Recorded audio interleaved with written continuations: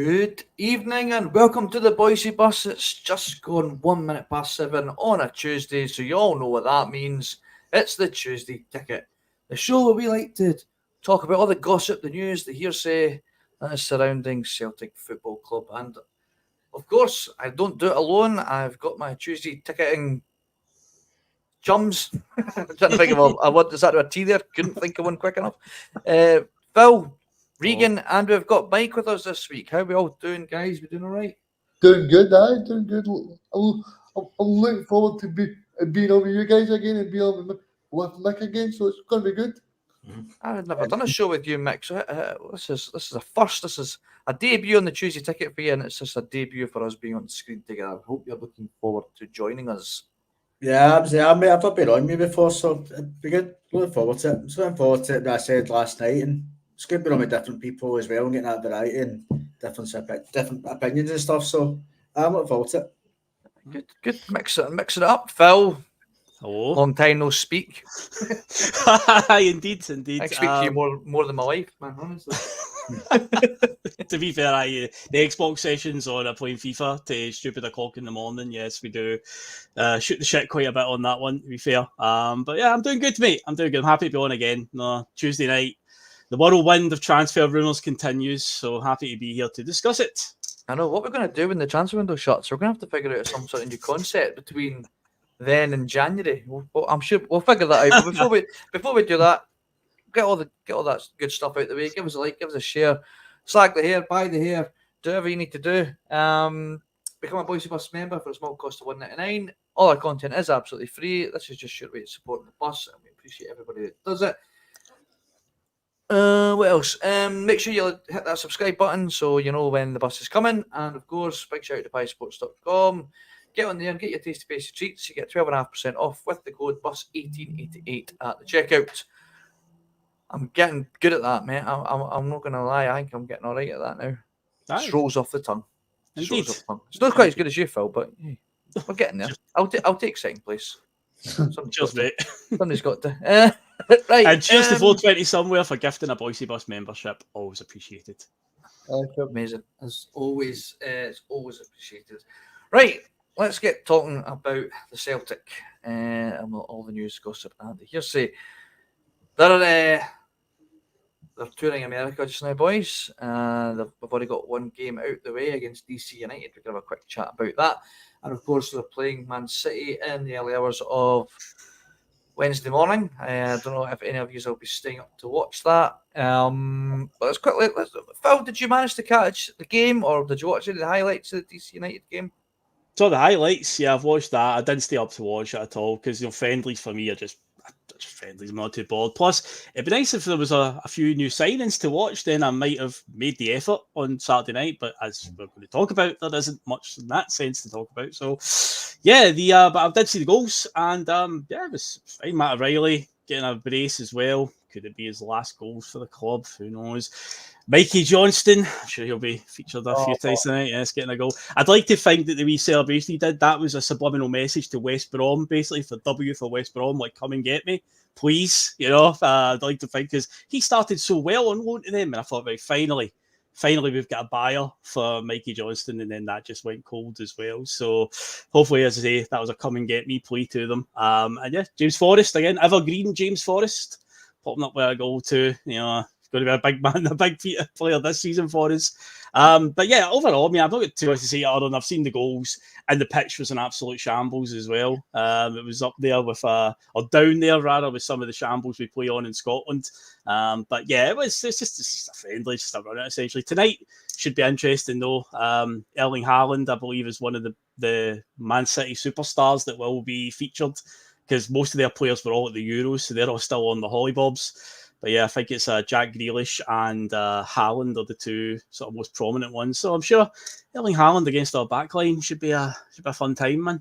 Oh man. Well, I mean, I did manage to watch the game. It wasn't intentions, but after being at a wedding on Saturday, well, sort of wedding sort of reception on Saturday night, and got home and I was just wide awake. So I just thought, right, I'm gonna watch it and see what what like. And Mike, I mean, I was a bit more entertaining than I was expected to be. They played with a bit of high tempo. There was guys, we've seen some young boys playing. Probably won't see much else from the rest of the season, but it was good to see them get a bit of a run out. Quite impressed with them. I thought Awata had a decent game. Even Odin Home, when he came on, I used to call him Odin Thiago Home. When he came on, I thought he looked quite bit lively. Good to see that he's maybe taken on some of the manager's words on board. Did you manage to catch any of it, Paul? Were you up watching it late, or did you catch highlights on Twitter the next morning? Nah, I never watched it live, mate. I had plans on Saturday night, so I just caught up with the goals the next day in one of the Facebook pages. I think the can go goals or something. But like I said, if the board are not making an effort to make signings, mate, I'm certainly not changing my Saturday night to watch them. I mean, one of those ones. So Fair enough, mate. Fair enough, I'm working tomorrow as well, so I'll miss tonight's game as well. Not a bother. Regan, there was a point in the game where I started to laugh when I seen Christian Benteke got brought on. I was actually surprised to see that he actually was still playing. And he was only on for about 10-15 minutes. And in that space of time, he managed to really let us all see how easy our back line is to be bullied by a strong, experienced centre forward. Now, he's not the Benteke of yesteryear, but he certainly showed the attributes that has managed to get him to the, through the top level through his career. And like he came straight on, bullied our defence, gets they win a corner, and he almost scores from the corner. Luckily, he didn't. If he did, it wouldn't really matter, of course, because it's like a friendly. But it was a major highlight as to why that's still, especially with Carter Vickers isn't playing, that we are soft as baby shite at the back when it comes to these guys. So I think a centre half, certainly, I really do hope that's still a priority. Big up to Liam Scales. He did really, really well last season. However, I do feel like Regan is certainly a position I'd like to see strengthen, and I think Benteke was a very good highlight as to why we need it for these types of players we're going to be coming up against in the Champions League. Phil just said it. We'll see him play Haaland up against, Haaland will play against us tonight at some point. He will run riot against that centre half pairing if it's going to be the same as it was against DC United. I think you're spot on there, David. Don't forget, Benteke played with Brendan Rodgers as well, so might there be a wee reunion there. I'm only joking, by the way.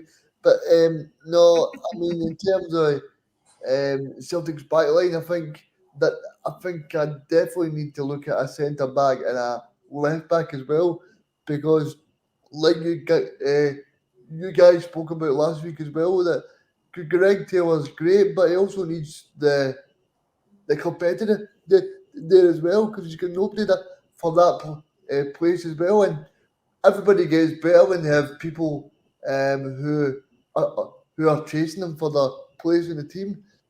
And I think that'll do anything, Greg Taylor. So I'm hoping that we get a centre back and that we get a left back to strengthen the defence as well. Because I think as much as Scales did great last season, like you said, I think it's important that he's probably third choice.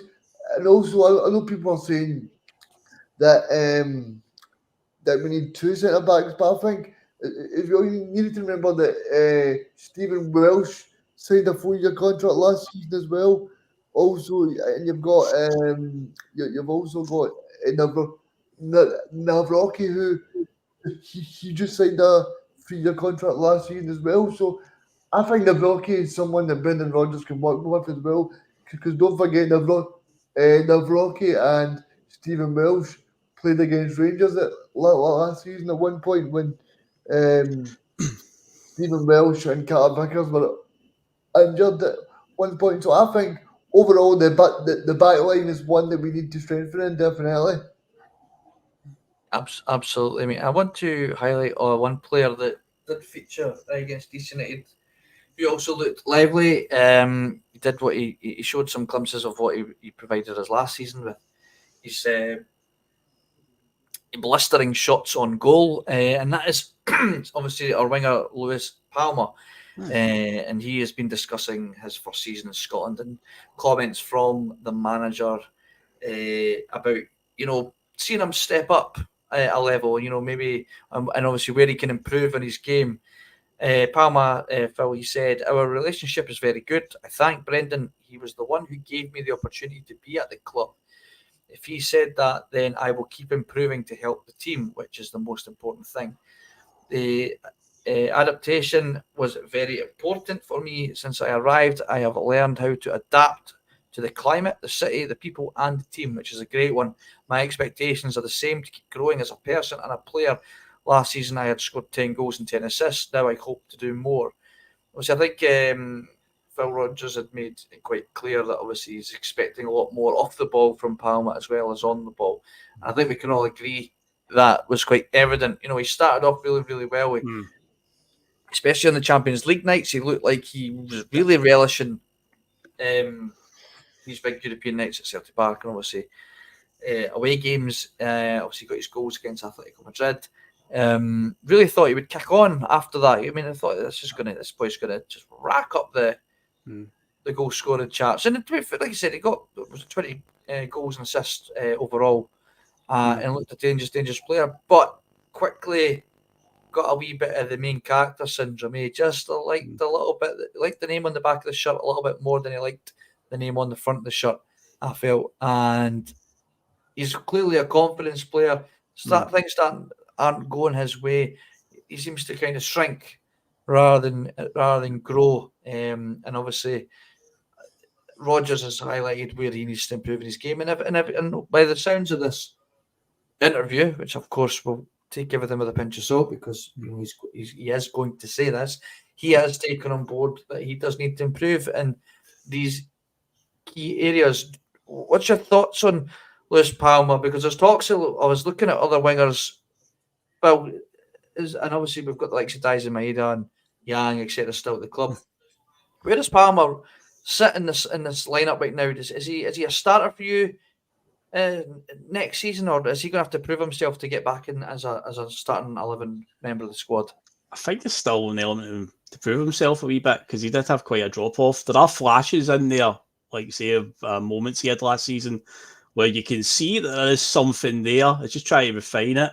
The Champions League nights, I mean, that night against Atletico Madrid at home was one of probably the only real highlight. I know we beat Feyenoord in the last game, but it was effectively a nothing fixture. But that night against Atletico at home, we really went toe-to-toe with them, and Palma was great that night. And if it wasn't for a crazy VAR decision of Daizen Maeda go for an overhead kick outside the box, because that's what Daizen does, then he might have got a winner against Lazio as well. I think you're right about the confidence player, and I think there is a point, there is a bit where you could put a flag in the timeline of where I think Palma dropped off.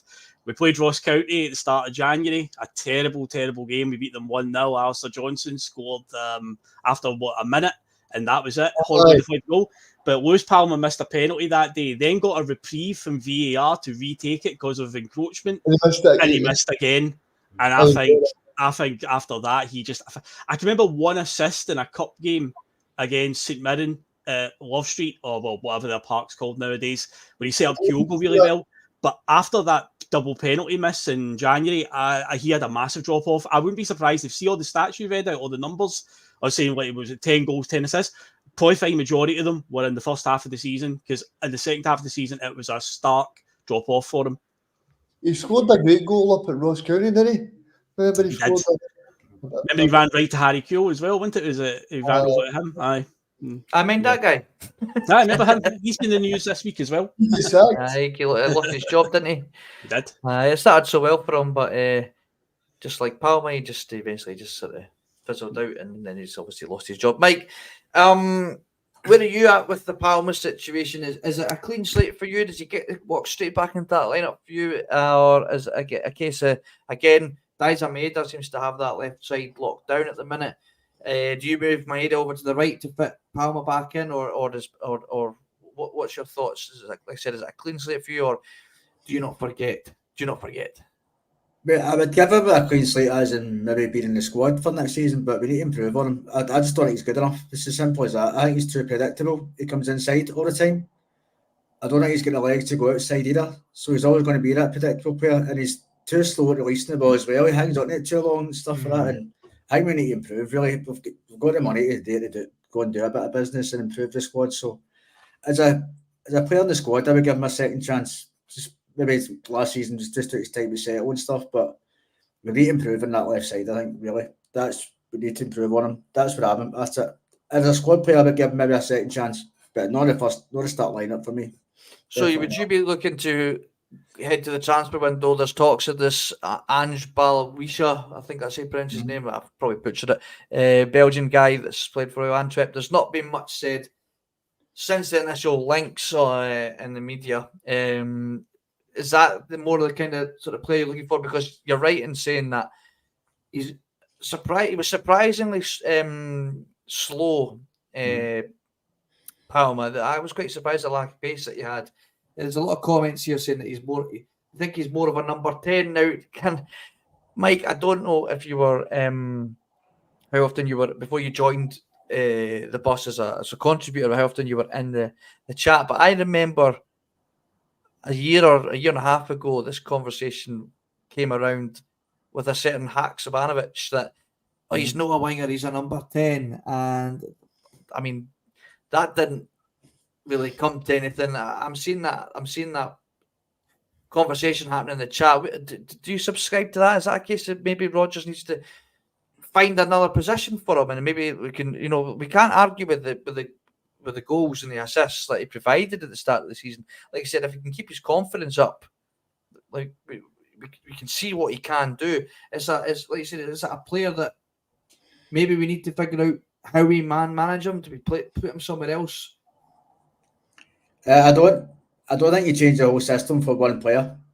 He's either good enough to play in the wing or he isn't. Do you know what I mean? That's a fair It's comment. as simple as that for me. If he's not good enough, then we need to improve on him. I mean, even then, like if we don't make a signing, we go with Palma. When we get Palma, obviously Maeda, Forrest, and Yang for the season. Forrest is, I don't know, I like Forrest, but Forrest has always had injuries as well. And Maeda got a few injuries last season. So that's with Palma, Yang, and heaven forbid Mikey Johnson. That's the lineup at the minute for this season. We've got to improve on it. Ideally, I think we should sign 2 wingers, but I know that's not going to happen. But we definitely need to get one in, I think. Palmer's just not going to cut it for me, I've got to be honest. I think we need to improve on him. So, is it fair to say that you're writing him off? You're writing him off for the season? No, I'm not writing him off, but I would have him as a squad player, but he's definitely not a starter for me. But he's not a starter for you. No, we need to improve on him. Fair enough. That's what I'm at. This is pre-season. This is the perfect opportunity for him to prove that he should be a starter, and only he can do that. And if he does apply what Rodgers is asking of him, I think there's no reason why he can't be a starter. I mean, I think it's a bit. I mean, we spent what was it, $4.5 million Regan on Palma? Is there that price tag? Now I know we're talking about the amount of money that we have in the bank, but I think, of course, there's always going to be that issue that when you start looking at the £7 to £8, £9 million players, I think the competition to sign those players are obviously more difficult. Yep. I think there's also a reason why we end up getting the players like Palma, because of the deficiencies in his in his game that make fans might go, he's not going to cut it for me as a starter. It's fine to be a squad player, but we don't want to be spending £4, £5, £6 million on players to be squad players. We need to buy players that are going to improve the squad, Regan. And that's why maybe we need to start looking at these brackets. However, we have to remember, unfortunately, it's not always about I find, Regan, and I'm going on a tangent here while I'm asking you a question here, but I just want to say it while it's in my head. I think it's less about winning trophies and being at big clubs for players now, and it's more about what they can make for their bank check. And that's why you're seeing guys going off to Saudi and guys picking to play at lower level clubs that can just offer them more money than playing for prestigious clubs like ours. Does that make it even harder to improve on like Palma? Yeah, I mean, because if you're playing at championship level down in England, you're getting double what you're getting at Celtic. I mean, I'm not being funny, but you're not telling me that Sheffield Wednesday or I don't know, Barnsley or are a better team than Celtic. But what they do is they offer more money because of the, as Simon Jordan would say in Talk Sport, but because of the parachute payments and because they get more money available to it's more attractive because they know if they qualify for the Premier League, then they get is it 300 million? I think it's the richest match in the world football, the Championship playoff final. So I think obviously Celtic is a big name, but I think nowadays it's probably for people like that are up and coming, because you look at like Maeda, for example. Maeda is great, but I mean, there's obviously something there that's lacking there. And you look at someone like Schmeichel. Schmeichel's somebody that I think Celtic are very lucky to get. But obviously Celtic are never going to get Schmeichel when he's at his prime, because he's going to be acquired by other clubs. So I think it's about getting that mix right, where you get somebody like Jota, who's probably too good for Scotland, but you can probably get two or three good years out of him and then sell him for for big money, like you're possibly doing with O'Reilly. But I think in terms of Celtic, I think it's a mix and a match, because we also need to remember that we're playing in Scotland, and sometimes that you're obviously going to understand that you're not going to attract massive players as well, because obviously Celtic is a big brand, and obviously it's great that we're going off to America, but how appealing is it for players to come up and play against Hamilton, Aberdeen and Hamilton Accies and Dundee, and it's not attractive for them. Of course, it's attractive that you play in front of 60,000 people and stuff like that, and you win trophies, but and obviously people like Joe Hart have shown that you can make memories and you can be until they fall off for the rest of your life. But I think it's a bit of a mix, David. I mean, because if you look at somebody like Jota, I think Jota's he's somebody that should have went to a top 5 league, but he's seen the pound size, as Phil said, in Saudi Arabia. Same way Junior Manager Wijnaldum that went to Steven Gerrard's team. He could have easily played a top 5 league, David, but he chose to go to Saudi Arabia. So this is what we're competing against. I mean, even the likes of Kevin De Bruyne, who's made millions playing at the top level of City, winning every trophy in the world, could still probably go and get a move to Italy, Spain, Germany, go back there and win a Bundesliga if he wanted to easily. But he's been quite open and quite honest about just saying, well, I can go make some generational cash. Now, I'm not saying we're looking at a bunch of players. We're not looking at a bunch of players that can go make generational cash. We've just lost a player because he was too good for our league. But he chose to go there now and make. And obviously, like Celtic probably pushed him out the door because we just offered 25 million out of nowhere. We'll take that into consideration. However, it's just a league that we're competing against. That before the standard of that league, people wouldn't have went there. It's the cash that's on offer, and that's just unfortunately waters that we swim in. Let's talk about a player that's more, that is probably we know is too good for this league, and we are looking more and more likely to lose as each passing day. Rogers was asked about Matt O'Reilly today or yesterday about the Matt O'Reilly situation, and he said that there's no update. We're fairly relaxed, Rogers said. You saw him in the game the other night. He's working well and he is very focused. Naturally, when you're a really good young player who's committed and professional as he is, he will acquire attention. Rogers continued to say that he's worked so well, there's nothing to report on him.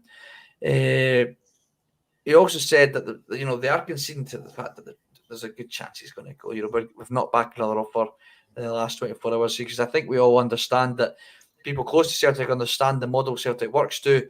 Matt's been at the club for 3 years. He's developed into the player that he has. become, and he knows the privilege it is to play for Celtic. Of course, naturally, how it works is the player gets the opportunity to move on. Celtic is a club where you can move on, but you don't have to, and it's a very difficult club to move on from. Naturally, with the wages, as we just discussed, that are on offer to these players, then that makes it a real challenge for Celtic to compete at that level Rodgers have admitted.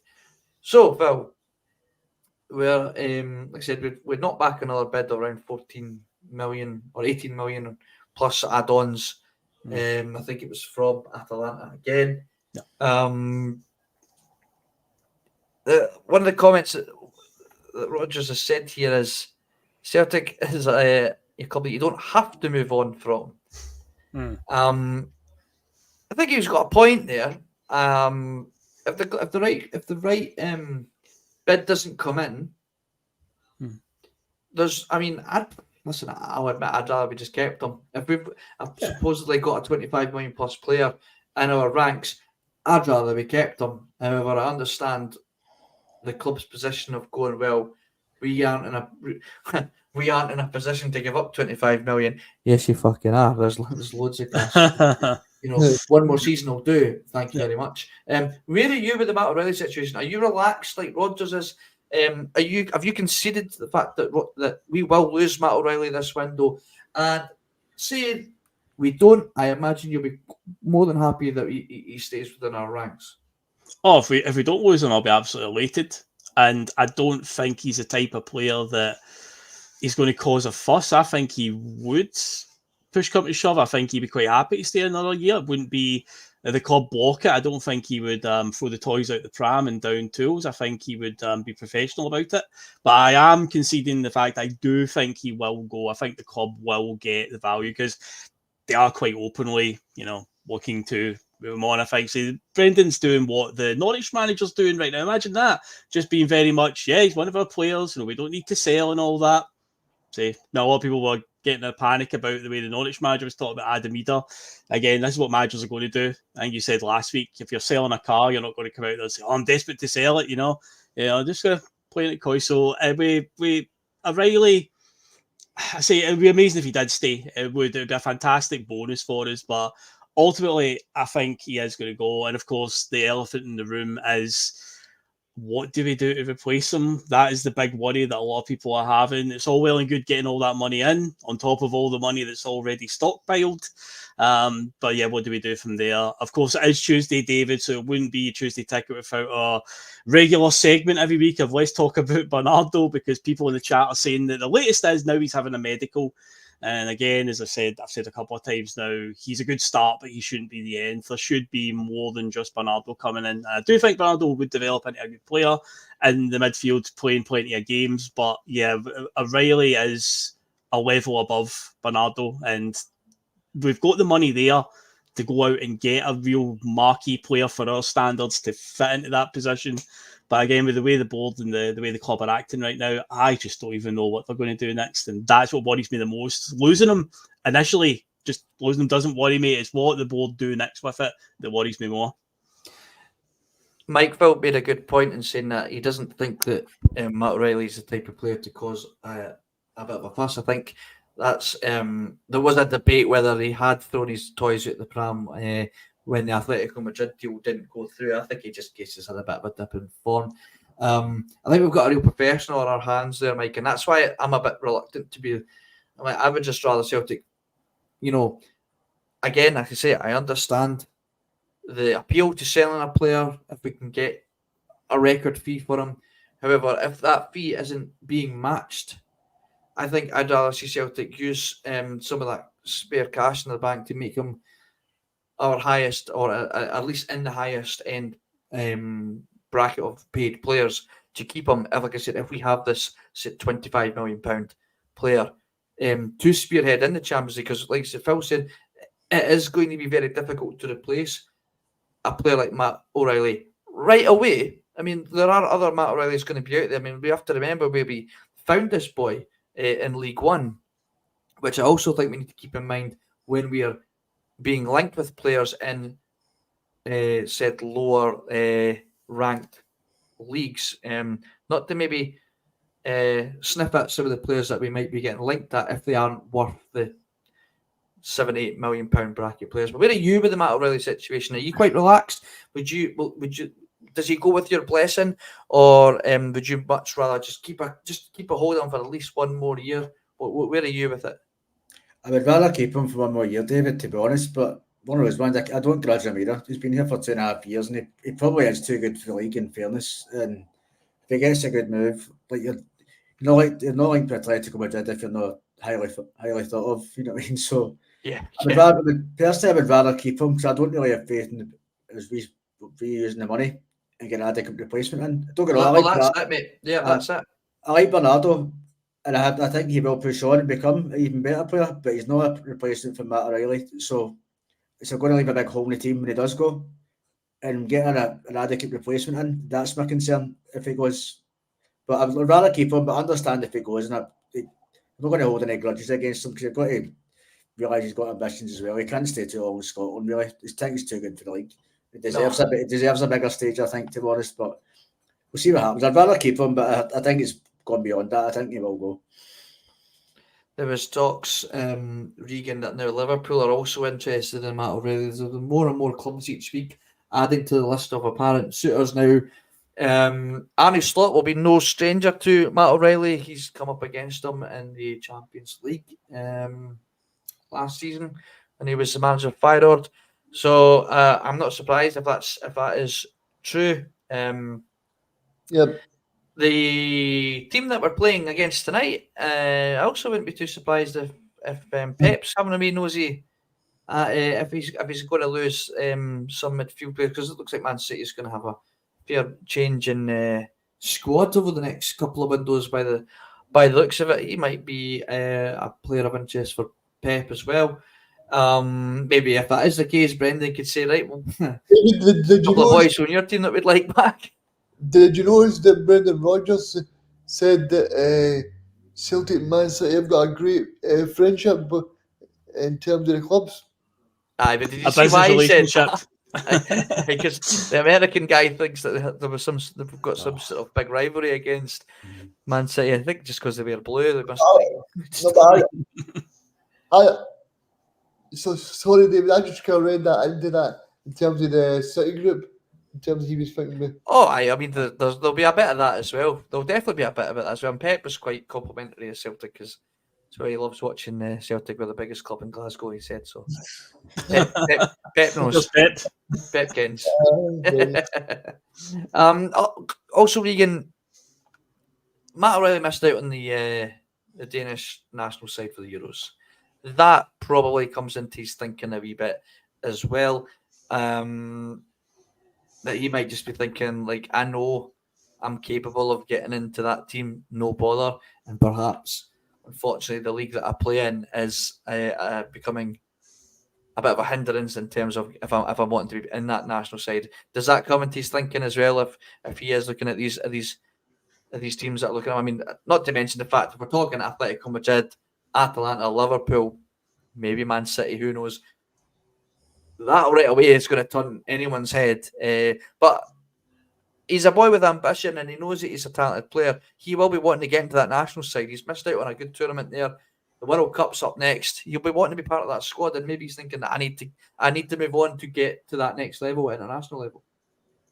I'm not as clued up on Danish football as probably you, Phil, but the Danish football connoisseur. The manager that was sacked after the Euros. I don't know, actually. No, I didn't keep tabs on that one. I know the fans in the build-up to it were seemed quite angry on Twitter about O'Reilly not getting included. I don't know if he's been sacked. While you're talking, I'll quickly Google that and find out for you, mate. I'll find it. I think he's been sacked because what I was going to say is that if he's left the Danish team, then I think it could change a lot of things for Matt O'Reilly. But I think if he's still there, then I think that he'll probably need to go because it's like the Japanese manager is still not picking Kyogo. So I think in terms of that, then Regan, you're correct. Do you know who the caretaker manager of the Denmark squad is right now? Morten Vikhorst, former Celtic player.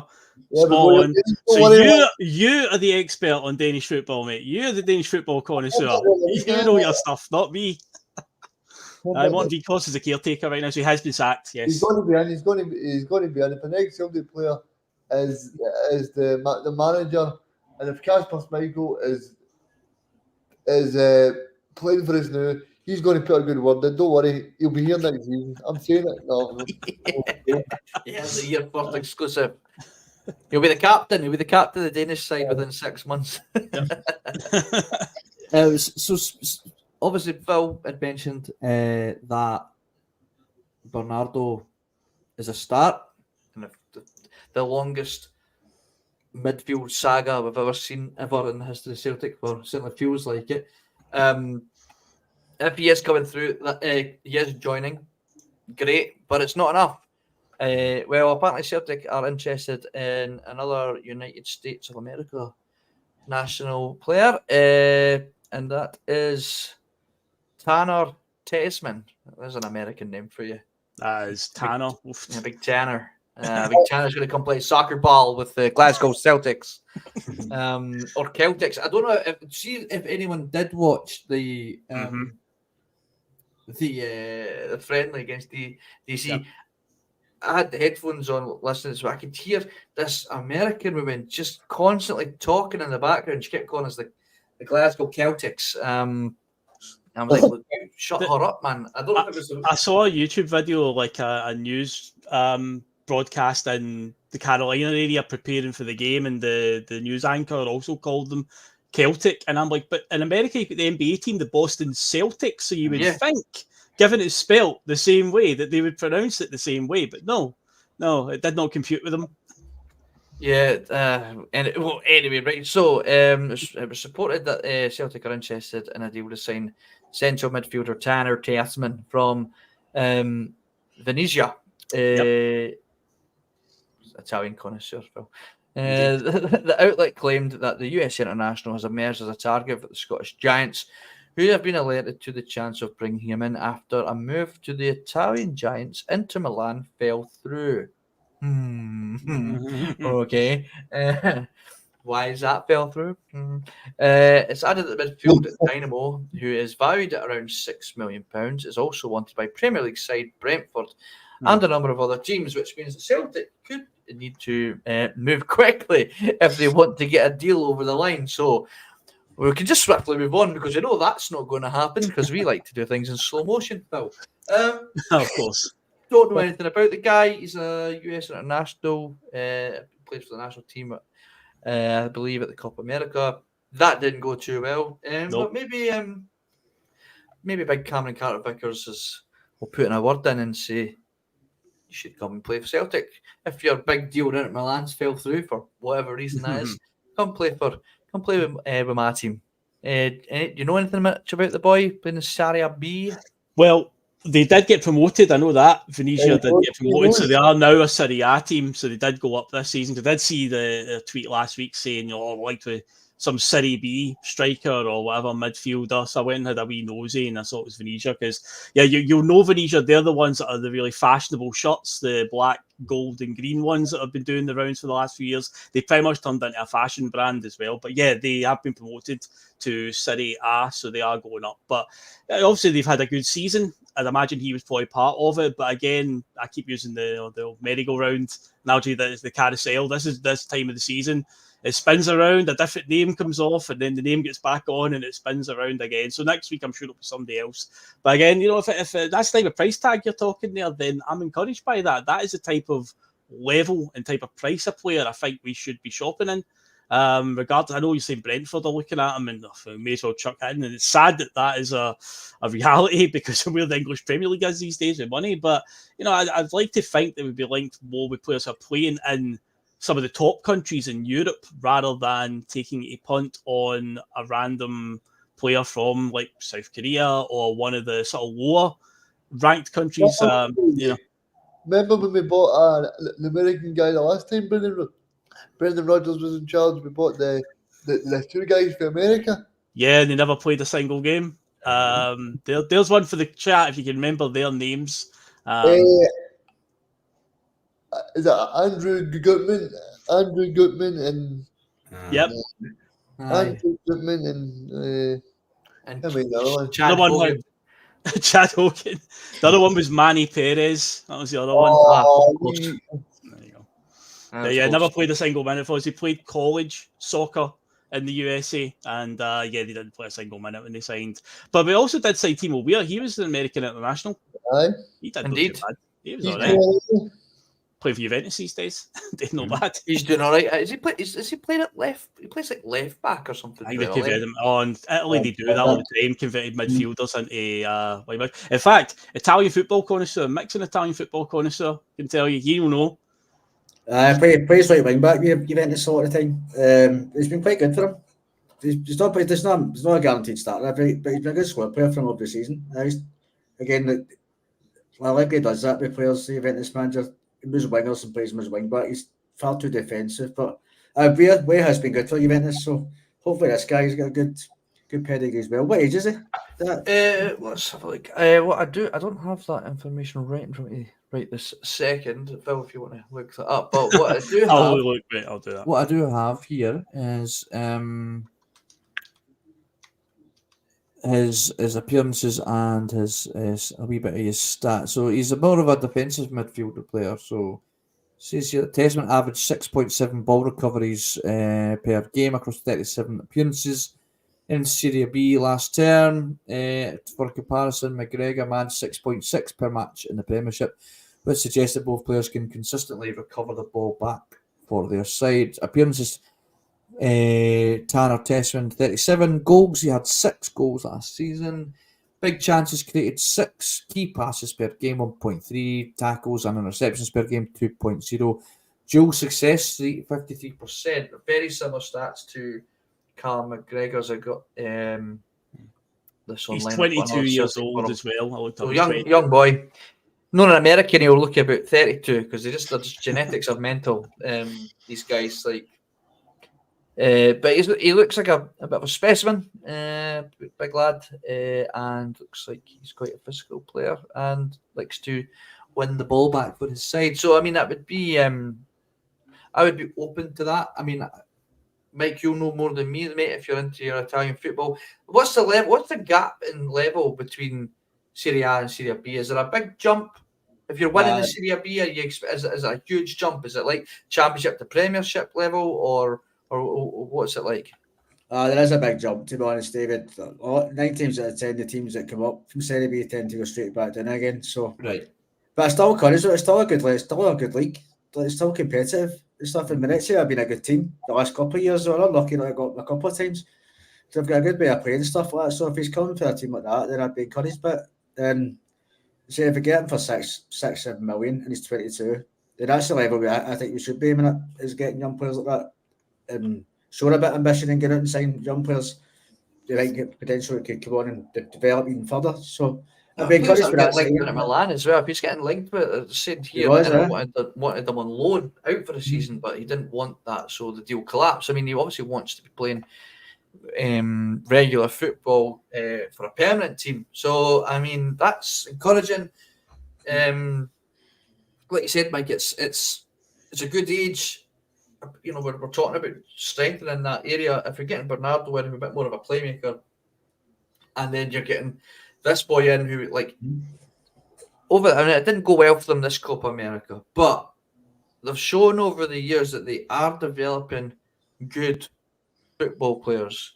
Like you said, well, we've seen it with ourselves with Conor Carr, Timo Weah, that Rea at Borussia Dortmund, Pulisic, at AC Milan. They've got a good crop of players there. And like I said, these guys, they're genetics, man. They're the monsters, these guys. They're just athletic boys. And that's maybe something I think our fan base has said we've been missing for a while as somebody like that. So I'm also encouraged by it, Mike. And like you said, if Serie B, like you said, it is a big jump, but they've done well in that league and they play nice football and he's being linked to bigger clubs in Serie A. I'd be certainly encouraged by it, definitely. Yeah. Regan. Regan, my man. Let's talk about Rodgers on 3 strikers. Let's talk about that, mate. Yep, let's go. Just me and you just have a wee chat here. So, because I know you're passionate about this kind of stuff, man. Right. So, Rodgers says that his ideal scenario, which will be everybody's ideal scenario, I'd imagine, is that he wants to have 3. He wants Kyogo, one other, Ada, and bring through a young player. Rocco was that, but he moved on, so we may have to look elsewhere. Right, let's talk about where we are with the Ida situation, Regan, and how much do you believe that we will get this third choice striker or third striker? I won't say third choice, third striker, probably a younger player to develop, like the goalkeeping situation. How likely do you think that's going to happen? And is it going to be Ida, or are we going to have to move on to someone else? And who would you ideally like to see to be that third choice or third striker? Sorry. Well, I'm going to make a prediction. I think if Brendan Rodgers is talking about a younger player, I think we'll probably get the younger player in before we get Ida in. I agree with you there, mate. I 100% agree with you there. Because it'll be easier to get him in. But I don't know if Brendan Rodgers is turning a little pokey there, because you never actually gave Rocco Vata much time to prove himself either. So I don't actually. I think he's probably just saying that to the supporters and saying that to the board. Because Okay. Let's focus on that. Let's focus on that there. You said that Rodgers. You don't think Rodgers gave Rocco Vata enough opportunity to prove himself? No. Right. Okay. Where in that particular season, Regan, would you have been happy to let Rodgers experiment with Rocco Vata? Would it have been when we were 8 points clear while Rangers started to creep up on us, or would it have been when Rangers were 8 points ahead of us? Where in that season would you have been happy to see Rocco Vata starting up front for Celtic in that season there? I didn't say I was happy to see him playing. What I said was Brendan Rodgers said that Rocco Vata was the third choice striker that he wanted to experiment with. We didn't prove for next season. For next season. But where at that point could Rodgers have allowed Rocco Vata to prove himself to be, to give him that chance that he said that he didn't get? Now he got 5 league appearances overall, league appearances last season. Now I know he scored against I can't remember which lower league position it was, a lower league team. Bucky Thistle. Bucky Thistle. Yeah. I know he scored against them. He didn't get much game time overall. Yeah, I agree, but he didn't get much of a chance. But whereabout does he get? Whereabout does he get that chance? Because I know there's a certain group of fans, even and especially in our bus chat, it would have been spitting teeth if we were starting games to Rocco Vata 8 points behind Rangers this season. No, I'm not saying that he should have been playing as a striker. I'm just saying that Brendan Rodgers is saying that he would have offered him the chance to play. I don't think Brendan Rodgers is saying that now that Rocco Vata has moved down to London, playing for Watford, that he's now saying that, because I don't think he's got genuine faith. Because if he's genuine faith, then Rocco Vata would still be at Celtic. Because I know Rocco Vata's family are all Celtic supporters and stuff like that. And they would have seen the genuine opportunity there. So, me personally, I don't think Brendan Rodgers fancies Rocco Vata, or maybe it's the case that Celtic as a club are not as open to bringing through the young players as they say they are, because I know Stephen McManus and stuff like that, and Johnny Hayes now is now the B team coach. So I think now that they're probably going to try and play the same style and bring through players that can play the same style for Brendan. But do I genuinely believe that we've got someone in the academy at the moment? Probably not. That Brendan Rodgers is happy to throw in.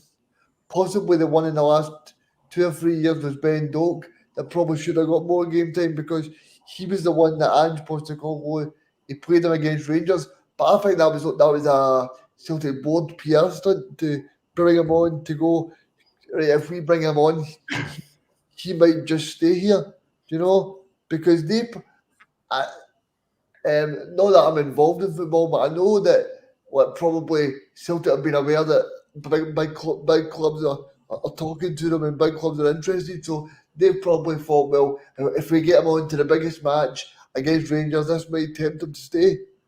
So I think possibly if we can bring in somebody to that maybe see the way that we've brought in the guy from Finland. If we can get somebody of that ilk who's a striker, and we say, right, well, you're not going to be the first or the second choice, but if you do well and you show and you're in first team training and Brendan Rodgers thinks you're a good player, then you get the opportunity. But I would still love Miovski in, but I don't think that's going to happen. My personal choice would be, I know this might be controversial, but my personal choice would be for Brendan Rodgers to get rid of Kyogo. Because I personally don't think that Brendan Rodgers is a Kyogo type manager, and I think he's more of a Miovski and Adam Ida kind of manager. You know, you see the way Dembele and Edward. I know Kyogo's done great things for Celtic, but I think I just think Miovski would be the perfect player for us. I mean, if to get me off skin, I wouldn't want to see Kyogo leave just to get me off skin. Personally, looking at Rocco Vata's stats, Phil, he played, I think it was 31 appearances in the Lowland League last year and scored 21 goals. So he can score goals in the Lowland League. And I think we were just talking to Mike there about what the jump is between going from Serie B to Serie A. Yes. And we're going, right, okay, so he's going to be the third striking option next season, going into this nice new Champions League format. Oh, it's all right because we've got the boy that's got 21 goals in the Lowland League. Now, he can only score goals in whatever league he's playing, and that's not the boy's fault. Yeah. But that Lowland League, that whole thing is not set up to. It doesn't work for us. It's proven now. Where these boys aren't getting to play against the level of opposition that they need to be playing against to improve, to then bleed them into our starting lineup. There's a reason why clubs like Barcelona and Real Madrid and all, they are willing to risk some of these younger boys in their team. One, because they've got an unbelievable setup and the boys are naturally talented, no doubt about it. But they're playing these guys in far better opposition to then playing the style of football that Barcelona want them to play at, or whoever to play at, to then get them into the side. You can't expect Rocco Vata to just rock up into Celtic next year and be that guy that's going to, it's fine, we've got him as our third striker. By playing against the likes of, that in the Lowland League, it just doesn't work for me personally. And I think one, also, he doesn't want to hang around that Lowland League any longer, and hence why he's that's why you want to move on, because they're sick of playing against plumbers. They want to play against far better players. But at the same time, you also can't expect to just right. Well, you're ready made now to play in the Champions League next year. If Kyogo's shoulder pops out and Adam Ida doesn't sign in time, do you know what I mean? So, where are you with this striking situation now? We'll stop talking about that because he's away. But Rodgers has made it clear that that was going to be an option. You will be the whether he's proven it or not. He was going to be. We'll take Rodgers for face value. He was going to be the third striker. So where do we go here? Do we go and look for a young player like I've mentioned, Tommy Conway, who a few other people have mentioned? Tommy Conway, who's got a far better CV than Rocco Vata, by the way. Playing in the English Championship, scoring 20 goals last season. Sorry, not last season. 20 goals over his career so far at Bristol City, and 80 appearances for them. 20 goals, not bad for a boy of his age. He's got a far better CV than him. But if not him,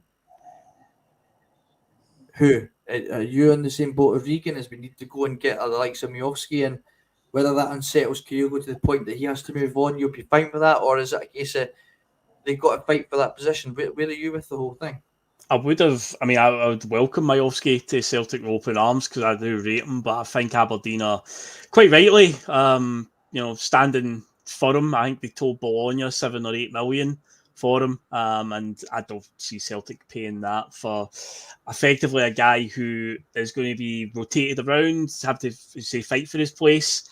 But we do need a third one. It's no secret. I've said it millions of times now about the whole 9 substitutes rule. At the moment, it makes perfect sense to have 2 forwards on the bench if you play a 1 up top formation, which we do.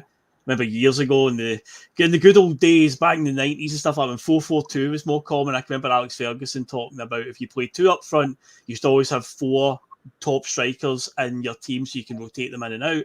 And of course, at that time, they had Andy Cole, Dwight York, Teddy Sheringham, and Ole Gunnar Solskjaer. And no matter what combination they played, you're guaranteed goals. We need to have 3 strikers on our books where no matter which one plays, you're guaranteed goals and you can count on them to lead the line, no problem. Say we're playing the 1 up top. So we need to be in that position. Even if we were to sign, and I know a few people in the chat have said to forget about him, but let's say Adam Ida, it does happen late in the window, which I expected probably would be now. Even with 2 strikers, that's just too much of a risk because you've highlighted there, David Kyogo, with that pending shoulder injury that they keep talking about. What if that does flare up? What if he's out for months and then you've just got Adamida for the entire, for half a season till the next transfer window? So for me, I think 3 is the magic number when it comes to the striker positions. And Tom Conway's a name that you've suggested. I think with the story that came out this week that he's sort of been pushed in the pecking order and his value seems to have gone down as well. I think a player at that type of level is probably good enough to be an option for us anyway. The level we play at, and he's been playing in the English Championship for the last couple of years. So guys like Gary Hooper and stuff like that were scoring goals in the Championship. So, it's a good level to play at. So, yeah, for me, somebody like that is definitely a step in the right direction. Mike, we were having this conversation in the group chat the other night as well, kind of talking about this whole striking situation. So I think you agreed to me in the chat where we're at. Where now you've got the floor to really give your opinion on it. Where are you with the situation? There's all this talk in Maeda being the 3rd choice striker. As much as I love Maeda, I'd rather we look at getting in the 3rd striker. Where are you with the Adamida deal? I want you to, are you persevering? Is Ida's going to sign for you, or are you thinking right? We need to start looking elsewhere. We should like Regan pointed out. He thinks we'll sign this 3rd choice striker before the level of Ida's signing comes in. Do you agree with that? And where are you with in terms of who you'd be looking to get in terms of level? Right, I'm kind of the same as Phil. I think we need 3 quality players. I'm not buying this for Rodgers. We get a young player in. I know he's saying you need 2 strikers or top quality, then a young player's an understudy sort of thing. But we've got to remember we play 60 games a season, so Adamida and Kyogo could quite easily get injured. And we'd be left to this young boy. You know what I mean? I think we need 3 quality players, and the money we've got in the bank and the money we charge all the time, fans for stuff, we should go out and spend the money to prove we'll get 3 quality strikers in. So no matter who plays, will score goals. And I want to keep Kyogo, but I would sign Miovski. I would sign Miovski in a heartbeat, and I would sign Adamida, to be honest. And if that's forcing Kyogo up his game, then all good. That's the way it should be. I think, competition, is perfect. I mean, we saw what happened when Ida came in. I mean, there's no doubt about it. Kyogo game did raise. There was, because he knew his position was under threat. And so it should have been, because he wasn't, he was still getting, he still scored plenty of goals, but it was nowhere near the level of player that we saw. Now, yes, we can discuss and debate whether he fits the Rodgers system or not, but if you're a good goal scorer, you score goals in any system, as far as I'm concerned. I would certainly be disappointed to lose Kyogo. And you're absolutely right, we need to have 3 quality players. Listen, we can talk about the amount of money that's sitting in the bank, Mike. You go and sign a a marquee signing up front that everyone falls in love with. The player pays for himself in terms of shirt sales. How many? I mean, we talk about now. We're not going to get into it, right? But when we were all saying like, "Oh, just sign Jordan Larson, he'll pay for himself." That goes for anyone. I think Kyogo's probably paid for himself in terms of shirt sales, but it's plenty. Look when he first came, the amount of like the Japanese flags, all the young kids are Kyogo 8 on the back.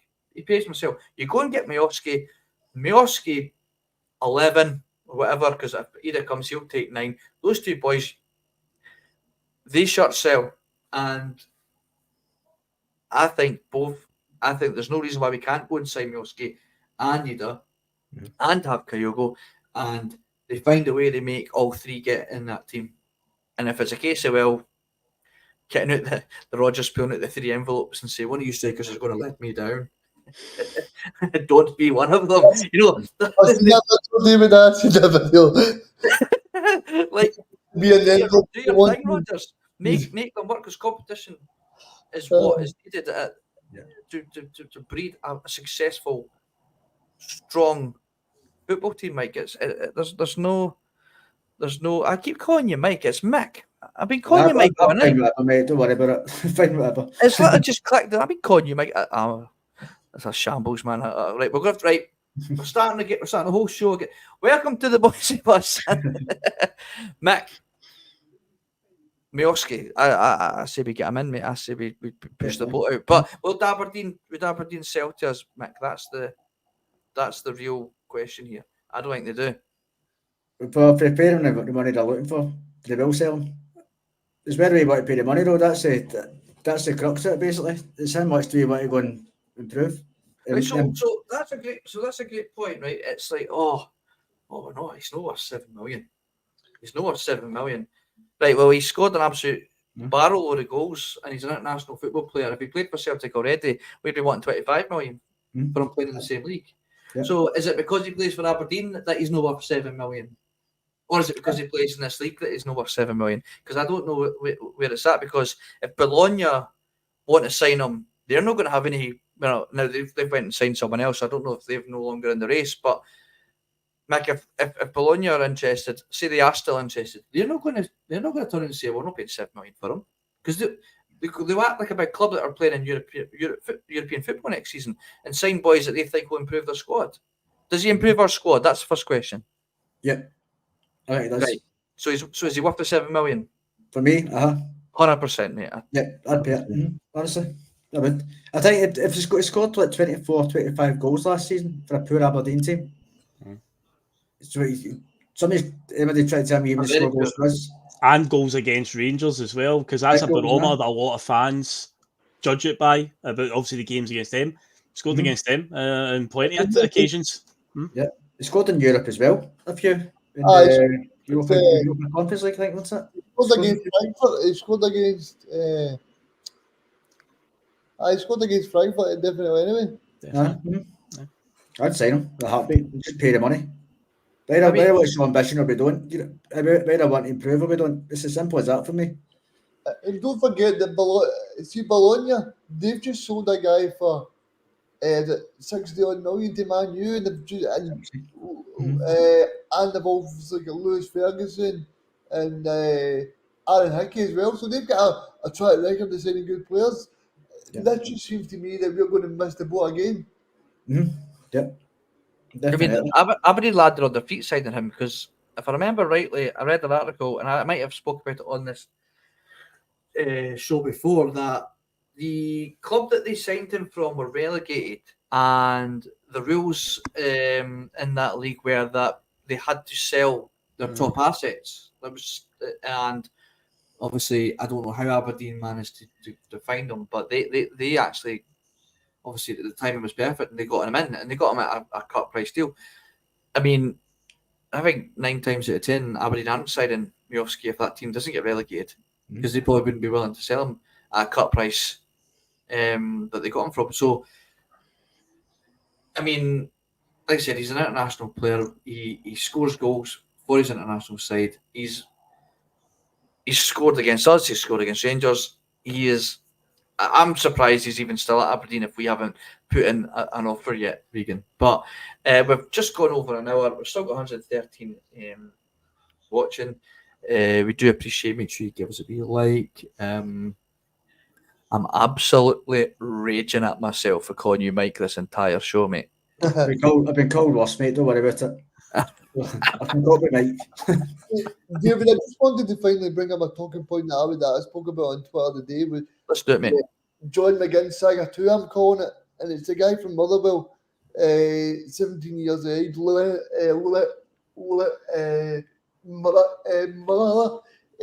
I just feel like he's basically someone that we should be trying to acquire, because he would only cost £2 million.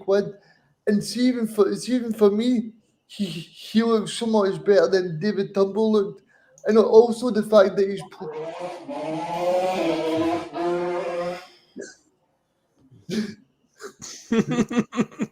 I was at nine. I was letting Miller on his way to Celtic Park there. That's it.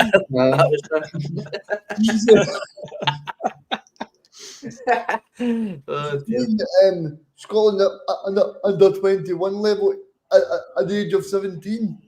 You know, that this is a guy that we should probably sign for, say, £2 or £3 million, and then say to Motherwell, look, we can send them back for a year. See the way they're doing the way they're doing Italian football, the way they're doing French football, to go, right, we will sign him, and then next year they'll be at Celtic.